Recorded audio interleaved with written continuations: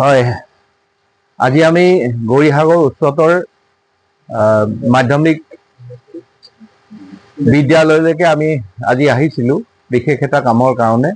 আৰু ইয়াৰ আগতেও আমাৰ প্ৰিন্সিপাল ডাঙৰীয়াই আমাক নিমন্ত্ৰণ কৰিছিলে বিদ্যালয়লৈকে। আমি 3 মাহমানৰ আগতে এই বিদ্যালয়ত আমি আহিছিলোঁ আৰু তেতিয়া তেওঁ আমাক বিদ্যালয়খনৰ বিল্ডিঙৰ কথাখিনি আমাক জনাইছিলে যে যিহেতু বিদ্যালয়খন বিল্ডিংবিলাক বহুত পুৰণি হৈছে, প্ৰায়বিলাক বিল্ডিঙে ফাটি গৈছে, গতিকে ছাত্ৰ ছাত্ৰীৰ কাৰণে যথেষ্ট শ্ৰেণীকোঠাৰ অভাৱ আছে।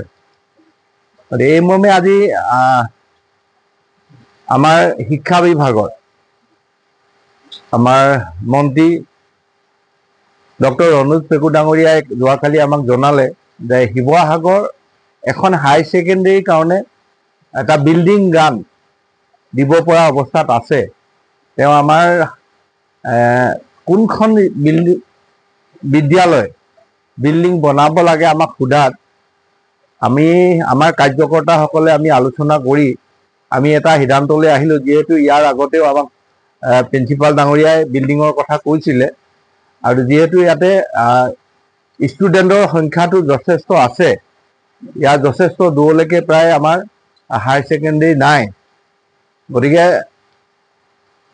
আমি গোটেই কথাটো চিন্তা কৰি আজি পুৱাৰ ভাগত আমাৰ শিক্ষামন্ত্ৰী ডাঙৰীয়াক আমাৰ গৌৰীসাগৰ উচ্চতৰ মাধ্যমিক বিদ্যালয়খনৰ কথা কৈছিলোঁ আৰু তেওঁ খন্তেক আগতে আমাক RIDF-ৰ 3.0 পৰা 7 কোটি টকা গৌৰীসাগৰ এই বিদ্যালয়ৰ কাৰণে তেওঁ অনুদান ইতিমধ্যে চেংচন কৰি দিছে।